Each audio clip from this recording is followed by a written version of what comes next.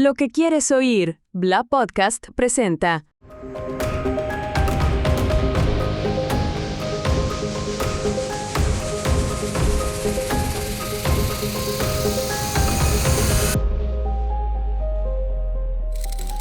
Monstruos caminan entre nosotros. Bienvenidos al capítulo 2 de este podcast realizado en esta plataforma, esta nueva plataforma Bla Podcast, donde hay un sinfín de contenidos y uno de ellos somos nosotros, Carlos Ruiz Báez, Álvaro Valdivia, en este podcast policial donde desentrañaremos algunos datos de los casos más emblemáticos actuales y pasados de la región de Coquimbo y el país. Casos sin resolver, medianamente resueltos, pero con detalles que podemos revelar acá. ¿Cómo estás, Carlos? ¿Cómo estás, Álvaro? Bien. Qué bien. bueno.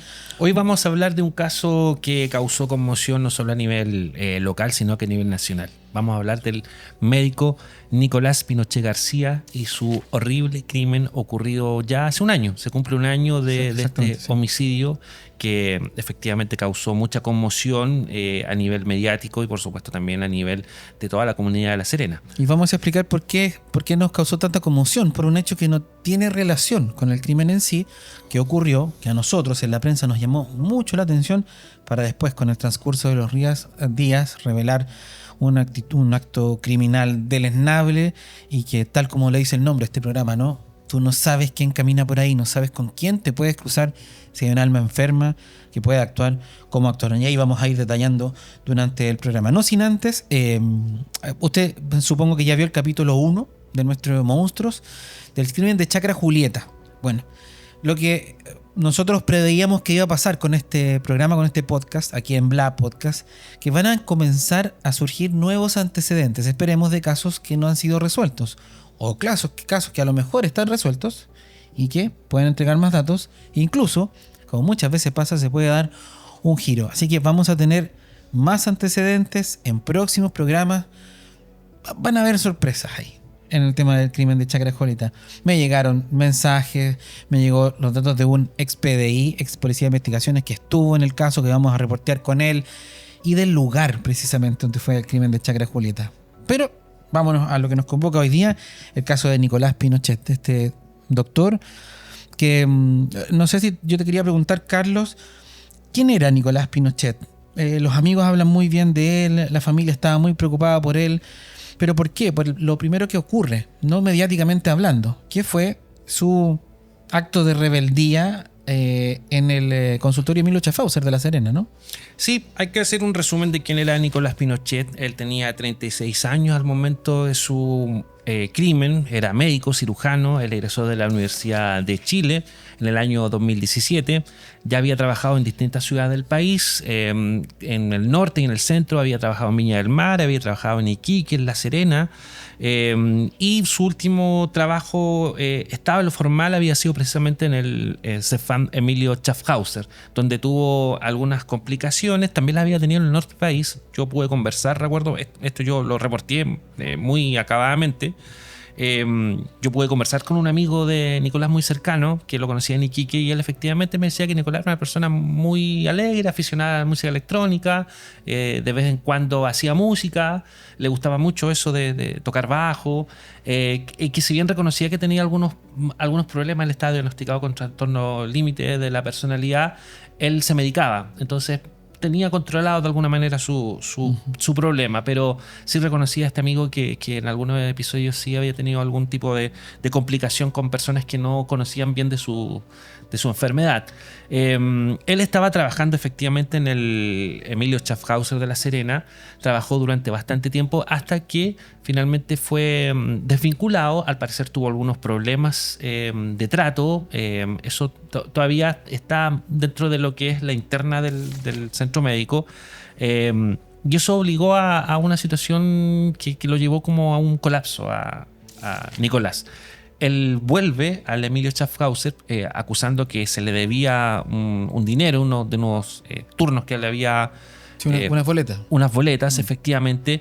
Y él amenaza que va a volver, dice: yo voy a volver acá porque no me quisieron pagar. Y amenaza que va a quemar el CEFAM. Claro, unas declaraciones también de amistades recogidas por la prensa decían que era una buena persona, era un buen tipo, independiente de su condición psiquiátrica, ¿no? Era un buen tipo, incluso atendía gratis a personas muchas veces. Sí, eso me lo recalcaron mucho sus amigos. Exactamente. Que atendía gratis, que tenía una especie de idea, no sé si se había concretado o no, una especie de fundación que tenía que ver con la música, pero también con la ayuda social. Entonces no era un mal tipo, pero claramente en una condición psiquiátrica compleja y en un descontrol, había tenido algunos problemas con pacientes en el CEFAM, y es por eso que no es que se le desvincula, sino que se le dice vamos es honorario, continuar con su servicio. Es boleta, así que esta es su última boleta, muchas gracias. Y ante eso ya él en plena crisis, digamos, va y él amenaza primero. Él amenaza. Que va a volver a cobrar. Y vuelve. Y efectivamente, vuelve el 8 de julio del 2024, vuelve al CEFAM, lo captan las imágenes que él entra, ingresa, ya lo conocían en el CEFAM, así que nadie se extrañó de verlo nuevamente recorriendo el CEFAM. Hay buenas imágenes de eso, sí, cámaras de seguridad. Hay cámaras de seguridad efectivamente que lo captan subiendo, bajando por las diferentes oficinas del CEFAM Schaffhauser, buscando a la directora. Con ella quería conversar, la directora no estaba en ese momento en el centro médico. Él sube, baja, no la encuentra, sale y llevaba líquido acelerante. Y estamos viendo imágenes. Exactamente, ahí estamos viendo imágenes ahí. El de gorra con 2 bolsas, indicado por el círculo amarillo, él es lamentablemente el médico que deja de existir. Pero ahí él entra, ingresa, nadie se extraña. Yo creo que la persona de seguridad dice, oye, el médico que está por aquí. Y él ingresa buscando algo. Y tú me dices que posiblemente él estaba buscando a la directora. Él estaba buscando a la directora. Él ingresa con 2 bultos, recorre el lugar. Nadie se extraña, efectivamente, porque ya lo conocían, había trabajado bastante tiempo. Hasta que finalmente no la encuentra. Y es de día. Sí, fue pleno día. 12:39. Sí, pleno mediodía. Él sale finalmente del centro médico y rocía el líquido acelerante afuera del local y le prende fuego. Y esto es advertido por el personal de seguridad del Schaffhauser, por los mismos pacientes quienes tratan de apagar las llamas, llaman a carabineros. Efectivamente, luego llega personal policial de la primera comisaría y da cuenta de que efectivamente la llamada era efectiva. Y ahí da una declaración el teniente Benjamín Báez de la primera comisaría de La Serena, quien comenta lo que encontró Carabineros en ese primer episodio de esta situación que luego va a tener un plot twist escalofriante. 8 de julio de 2024 ocurrió esto. A nosotros nos llegó a la prensa esta noticia, lo encontramos bastante extraño. Primero no se sabía quién era. Una persona había prendido fuego en las afueras del Emilio Schaffhauser. Sí, y así quedó en el parte policial. Escuchemos lo que dijo el teniente Benjamín Báez. Una vez llegado Carabineros, estos se pueden dar cuenta que momentos antes habría llegado un sujeto quien sería facultativo médico del lugar. Además de ello, este sujeto, antes de su llegada, comienza a amenazar a diferentes personas, enfermeros y enfermeras que se encontraban trabajando en este centro asistencial. Bueno, ahí comienza la búsqueda del doctor Nicolás Pinochet. Hay una orden de investigar de la Fiscalía de dar con su paradero precisamente por este ataque. Afortunadamente no causó mayores daños tampoco al mismo recinto asistencial, porque hay que decirlo, fue en la vereda, ¿no? Sí, y es de no piedra, fue en el front, era de piedra, entonces tampoco causó, más que el susto. Efectivamente, las personas que estaban ahí tuvieron un impacto emocional de ver a esta persona haciendo este acto, pero más allá de eso no hubo ni daños ni personas lesionadas. Yo quiero entender que Nicolás, con su condición psiquiátrica, claramente estaba inestable, pero era una persona extremadamente inteligente. O sea, una persona que es médico de la Universidad de Chile, no una persona que le falta inteligencia. Lo hizo como un símbolo más que nada. Pues si él hubiese querido incendiar, se hubiese quemado a la Bonsuel, hubiese quemado a alguien, porque ingresa, ¿no? Hubiese quemado algo adentro. Si él hubiese querido causar un daño mayor, lo hubiese podido hacer. Entonces yo creo que ahí un poco, no sé, ver que él no era una persona totalmente inestable que estaba por las calles sin rumbo alguno. Puedo pensar eso. No sé, lo que me lleva a pensar es lo que pasó. Pero fíjate que esas imágenes, y lo crudo para la familia y para los amigos, son las últimas imágenes de él con vida. No hay más imágenes. Al resto, sí, hay más imágenes. Hay más imágenes. Las de seguridad de su edificio. Sí, y vamos a hablar de eso. Vamos a hablar de eso. Bueno, ese día, 8 de julio, Nicolás desaparece del radar público efectivamente porque lo comienza a buscar Carabineros. Y él estaba consciente que lo estaba buscando el personal de Carabineros. Van a su casa, no lo encuentran, hablan con los papás le dicen que no saben dónde está. Luego de que se retira Carabineros, él vuelve a su casa, saca algunas cosas y comienza a recorrer La Serena.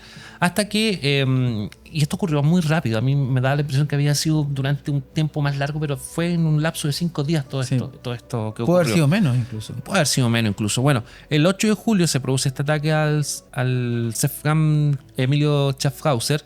Luego, la familia interpone, después de que el martes 9 de junio es la última vez que el padre lo ve, el martes 13, el martes 9 a las 13 horas, un día después del incidente del Schaffhauser. Ahí llega al departamento Carabineros, que le dicen a los papás que estaban buscando a Nicolás por el hecho. Esa misma jornada, él llega a la casa, en la tarde. Llega Nicolás en compañía de 2 ciudadanos venezolanos y una mujer boliviana. Esto se produce cuando Nicolás saca algunas de sus pertenencias y empieza a recorrer el sector de la Avenida del Mar.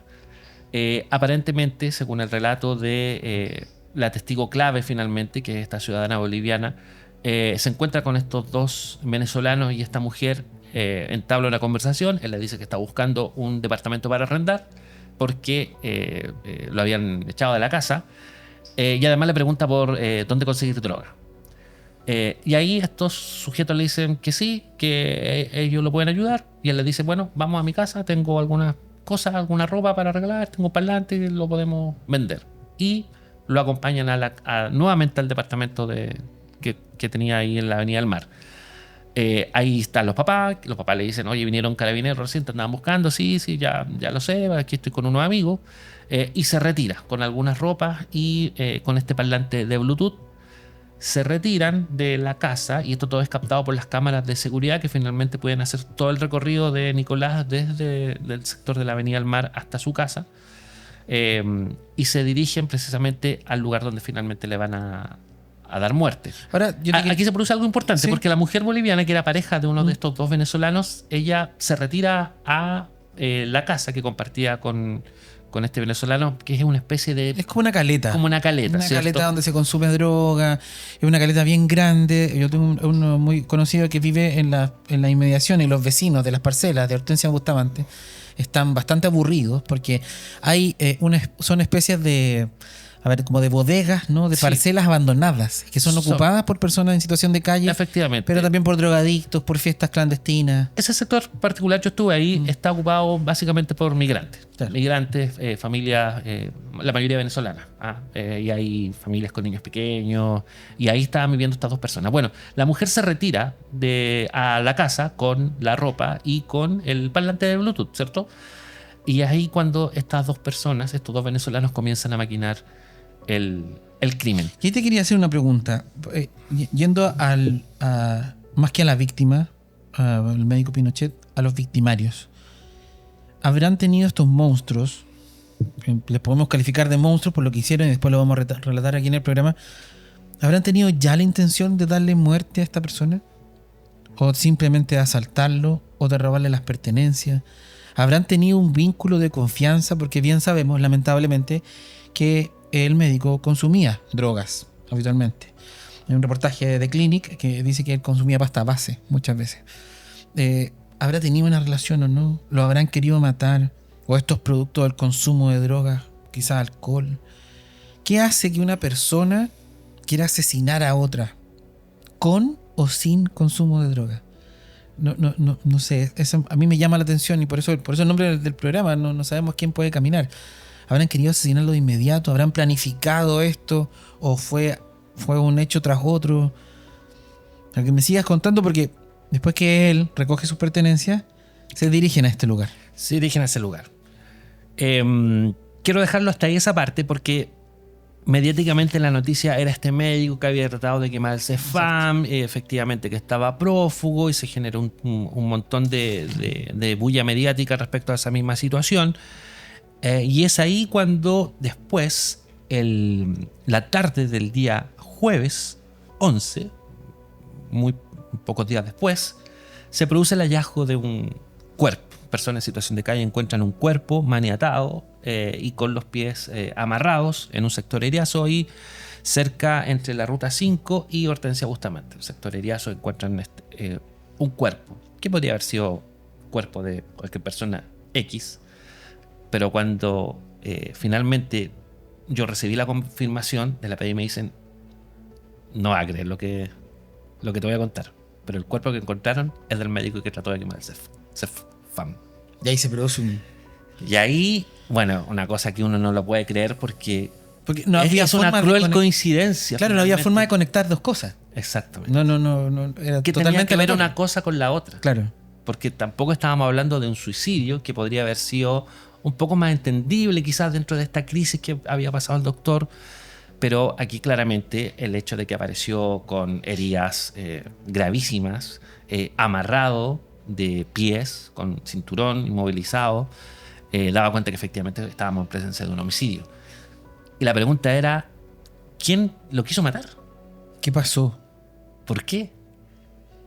¿Por qué aparece muerto?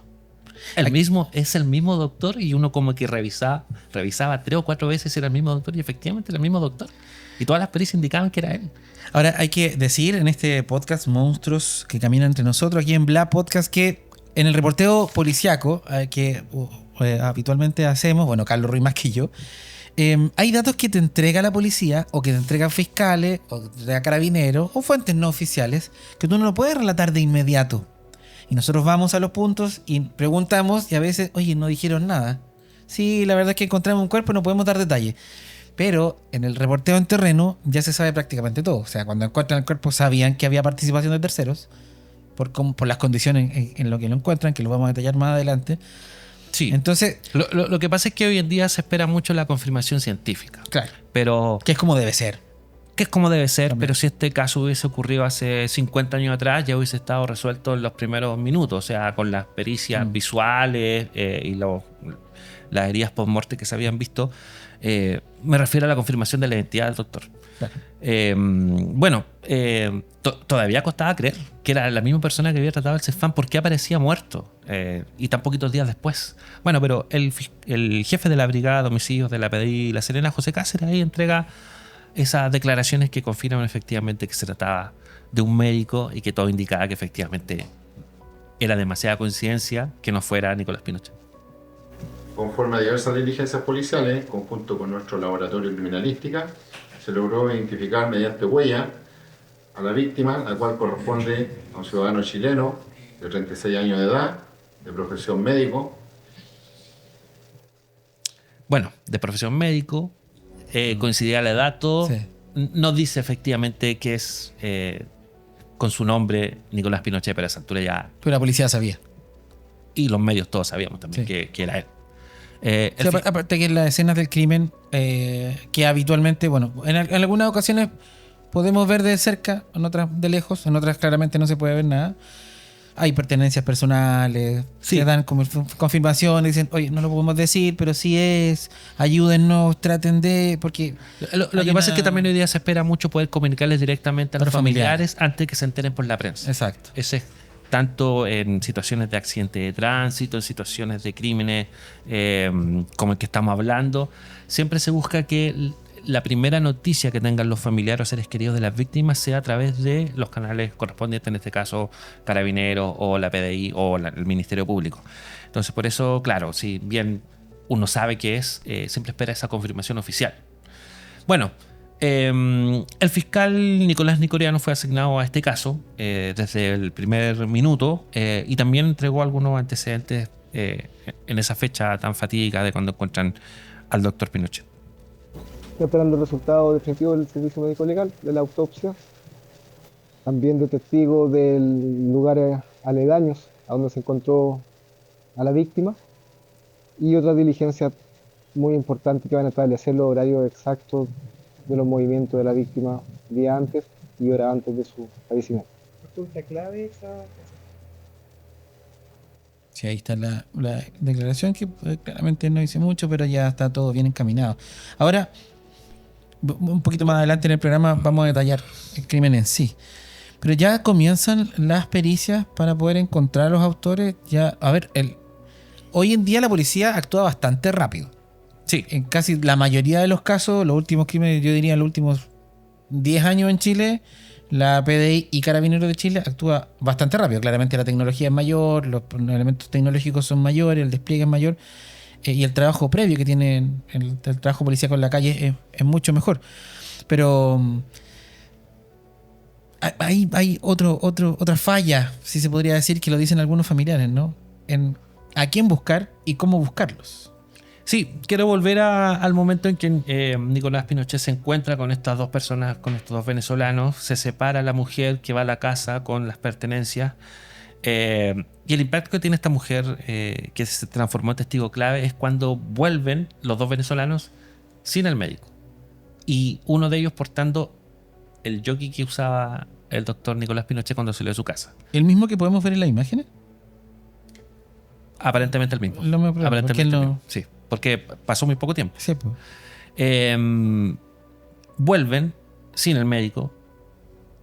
Ella nota que uno de ellos tiene sangre en el pantalón. Con su ropa. Y ella le pregunta, ¿y qué pasó con el médico? Y él, el venezolano no le responde. Y después, ante la insistencia de la mujer, le dice, bueno, ¿quieres saber qué pasó? Lo matamos. Y si sigues preguntando o hablas de esto, te vamos a matar a ti también. Te va a pasar lo mismo. Te va a pasar lo mismo. Y esa frase yo te la comentaba fuera de micrófono.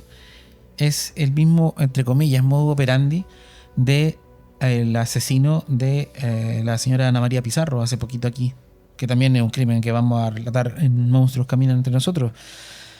Alguien sabe y él manda un audio y dice, yo lo hice y yo hice esto con total desparpajo, y si tú me acusas o tú hablas, te va a pasar lo mismo a ti, te va a pasar lo mismo a tu hija, etcétera, etcétera, etcétera. Sí. Aquí es lo mismo. Es que eso es lo que llama la atención, la frialdad. Exactamente. Tipo, confesar un crimen tan horrendo como este. Y sin culpa, sí, lo Sin maté. culpa, y si tú dices, te voy a matar a ti y también. te voy a matar a ti también. Ahora, claro.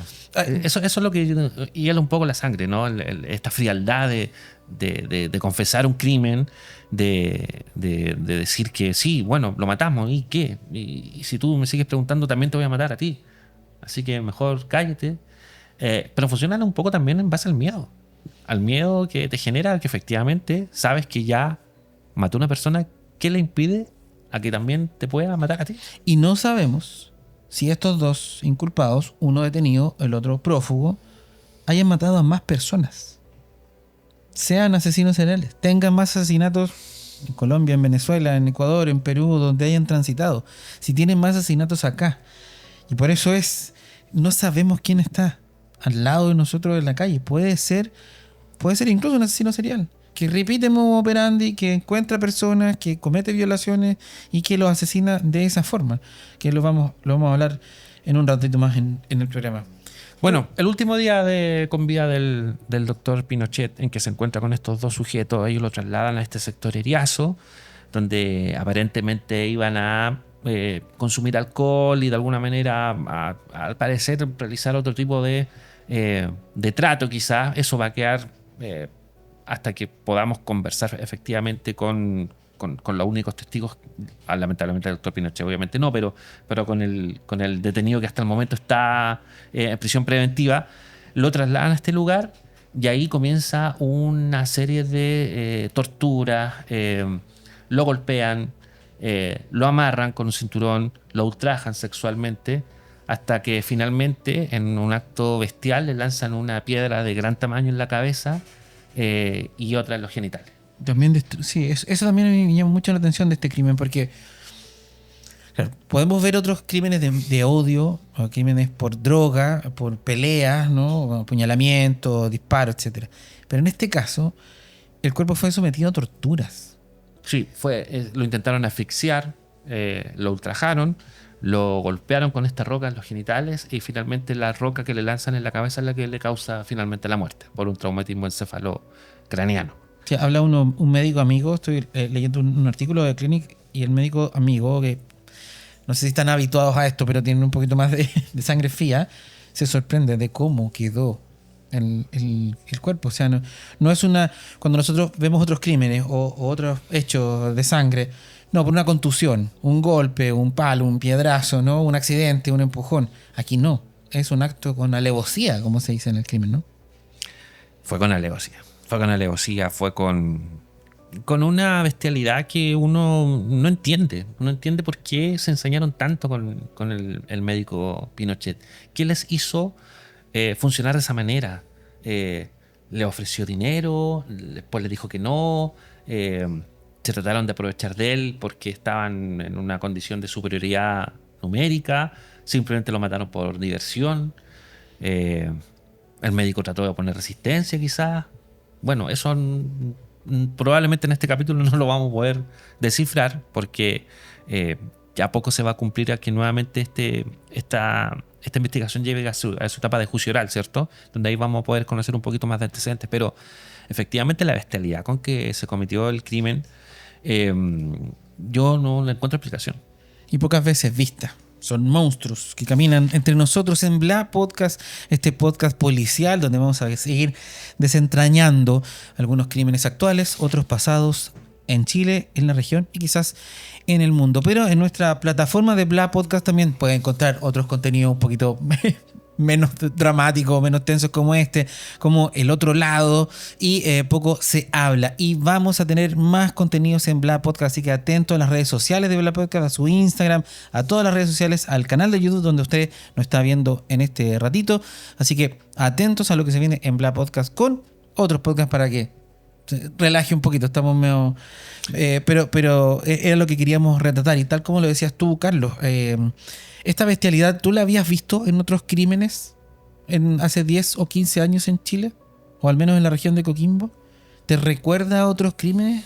Para mí, la verdad es que no sé si el Chacal de Arcohuas o el de Punitaqui, pero ahí son episodios de ira, ¿no? De personas desequilibradas psiquiátricamente. Pero acá no sabemos qué causó este nivel de ensañamiento con una persona que se lo encontraron en la calle. Yo no sé si no se conocían. La verdad es que ahí me falta una pata en la mesa. Yo creo que sí había un conocimiento entre víctima y victimario. Quizás por el consumo de drogas, quizás por la venta de drogas, quizás por el trayecto, porque en Hortensia Bustamante, que queda cerca de la Avenida del Mar, a lo mejor él ya los había visto antes. Yo no sé si sea tan azarosa el encuentro de la víctima con los victimarios. Estoy elucubrando, pero... Todo esto, claro, queda en el plano de la especulación. Lo que sí está claro que todo este trayecto quedó registrado en las cámaras y por eso se pudo situar, en este caso, a los dos implicados. Bueno, hay que decir que la Policía de Investigación actuó bastante rápido en poder dar con uno de los responsables, lamentablemente, porque cuando la PDI va a este lugar finalmente donde está esta caleta, donde vivían estos dos venezolanos, uno de ellos advierte la presencia policial y se escapa antes de que llegue la policía. Salta una pandereta y se escapa. Y de ese sujeto nunca más supimos qué pasó. Pese a todos los esfuerzos que hizo la PDI, hubo una orden de encargo a nivel nacional. Lamentablemente, hasta el día de hoy, hasta el día en que se está grabando este podcast, nunca más lo pudieron encontrar. Y solamente se detuvo a este otro segundo sujeto, que está identificado con las iniciales CTAL, ciudadano venezolano de 24 años en situación irregular, que se desempeñaba como plumillero. Él realizaba este oficio ahí entre la avenida de Aguirre, Cuatro Esquinas, el sector del mall. ¿Y piensas tú que muchas veces te puede haber limpiado el vidrio? Es muy probable. Toda la gente que transita por ahí, es muy probable que se haya encontrado con él. Me llama mucho la atención.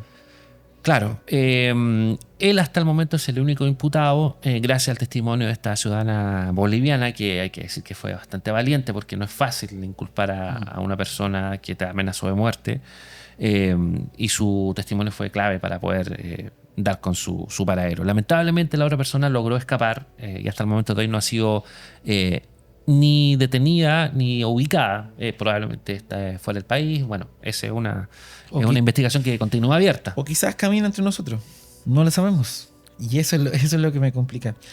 Ahora bien, dentro de la tesis de la defensa de este único imputado, uno podría decir, es una tesis lógica, apuntar la responsabilidad al que está desaparecido. Que el que está detenido dice que él no participó. Bastante facilista la teoría del abogado. Que el otro fue el que perpetró la herida y se ensañó con la persona. Pero bueno, todo esto me imagino que va a poder ser revisado con acuciosidad en el próximo juicio oral. y con la ausencia de este otro imputado que lamentablemente pudo escapar por el momento al largo brazo de la ley. Ahí habían algunas críticas al operativo de investigaciones para ir a dar con estos sujetos porque ya sabían quiénes eran, dónde estaban y no utilizaron tecnologías como drones o rodearon el lugar, sino que fueron casi como una detención simple, ¿no? De estas dos o tres personas. Tengo acá el extracto del informe del Servicio Médico Legal, un preinforme de autopsia, donde es bastante crudo. Dice, claramente con el respeto a la familia, pero esto ya es público, se detectaron escoriaciones faciales en las extremidades, tórax y abdomen, lesiones en los genitales, equimosis en las muñecas, equimosis es un moretón, ¿cierto? Tobillos coincidentes con ataduras, lesiones en el cuello junto a una fractura en el ioides provocada por un ahorcamiento con un cinturón. Esto acredita lo que dijimos hace rato. Él fue sometido a torturas. No es un asesinato normal, no es una pelea, no es una quitada de droga, no es una discusión, no es un empujón, no es que trae un puñal para robarte y arranca. Es un ensañamiento. Hay un hecho criminal de, para mí, un monstruo. Sí. Básicamente. Es un ensañamiento, sí. Y además... Que se escapa a los cánones, entre comillas, normales de lo que podría esperar uno de un robo con homicidio, quizás, donde finalmente el móvil no es torturar, sino que es apropiarse de una especie. Exacto. Acá hubo claramente un ánimo sádico de estos dos sujetos. Independiente quién haya golpeado, quién haya lanzado la piedra, quién lo haya amarrado, creo que los dos tienen la misma responsabilidad y deberían ser juzgados los dos bajo los mismos términos. Aquí bueno, es el 21 de julio, ¿no? Es la audiencia de... Bueno, queda un proceso largo. ¿A qué pena se podrían tener estos... El robo con homicidio es uno de los delitos que tiene mayor pena en Chile, en nuestra legislación. Pero se podrían acreditar otros delitos. Podría llegar al presidio perpetuo calificado. Se podría acreditar secuestro, violación y tortura, homicidio calificado. Serían agravantes. Serían agravantes. Claro. Yo creo que sí. Y estaríamos en presencia de uno de los crímenes más alevosos en los últimos tiempos, al menos aquí en la región de Coquimbo. Sí. Y uno de los que sin duda la gente todavía se sigue preguntando por qué. ¿Por qué se enseñaron tanto con Nicolás? Nadie merece morir así. Nadie merece morir así. El título de este capítulo dedicado a este crimen que pronto esperemos a que la justicia, que tarda, pero llega, tenga alguna respuesta y que ese monstruo que está libre, que no sabemos dónde está, que pague por lo que hizo. No es justo que ninguna persona merezca morir así. Independiente de la condición psiquiátrica que tuvo Nicolás, independiente de sus adicciones, de sus últimos hechos, independiente de eso. ¿Conocía Nicolás Pinochet a sus agresores? Mi teoría es que sí. La teoría más estable es que es un encuentro azaroso. Ahora, se habla que fueron a un restaurante cercano. No sé si hay esa relación amistosa, quizás los conocía de antes, pero independiente de eso, son personas que a lo mejor nos podemos topar en la calle y que termina con esto. Hay un dato que dejé para el final que habla un poco de la frialdad de estos dos sujetos. Después de cometer el horrible y alevoso crimen de Nicolás, se fueron a comer completos. Sí. Pasaron a un local que está muy cerca de Hortensia Bustamante y compraron completo. Con dinero que me parece que habían, no sé si era del trabajo de ellos en la plumilla o parece que le habían tomado a Nicolás. Sí. Serían 90,000 pesos que la testigo declara. ¿Son las drogas lo que producen estos crímenes? ¿O es una condición psiquiátrica? ¿Son personas que ya cometieron crímenes, que tienen una realidad distinta a nosotros? ¿Es una realidad familiar? Son dudas y detalles que cruzan por toda la historia del periodismo policial que es difícil de conocer. Así es. Les damos las gracias por haber escuchado este podcast. Si tienen algún dato que permita entregar mayores detalles a las policías respecto a este sujeto que todavía está prófugo, Tenemos un WhatsApp. Tenemos un WhatsApp y obviamente también siempre pueden acudir directamente a la PDI o al Ministerio Público, pero también lo pueden hacer acá a través de nuestro programa. Así es, va a ser en total reserva, en total restricción. Somos un programa que va a reservar la fuente. Si usted tiene algún detalle, quiere contar algo, lo podemos hacer bajo estrictas medidas de seguridad para que usted pueda entregar mayores antecedentes de este caso o de otros casos. Ingrese a las redes sociales de Bla Podcast en Instagram, en Facebook y en todas las redes para tener todos los antecedentes. Se comunica con nosotros y de forma absolutamente privada podemos rescatar su testimonio de este caso o de otros. Yo les quiero agradecer también esta oportunidad a la gente de Bla Podcast, Digital Pro y invitados a seguir todos los podcasts de esta nueva plataforma de información, de entretención, de cultura, de música y de muchas sorpresas más. Nos vemos en un próximo capítulo que trae un tema nacional. ¿Lo adelantamos o lo dejamos ahí? Lo vamos a dejar en suspenso. Lo vamos a dejar en suspenso, pero bastante conocido y que vamos a tener un invitado de lujo aquí en los estudios de Bla Podcast. Nos vemos. Que esté muy bien. Chao.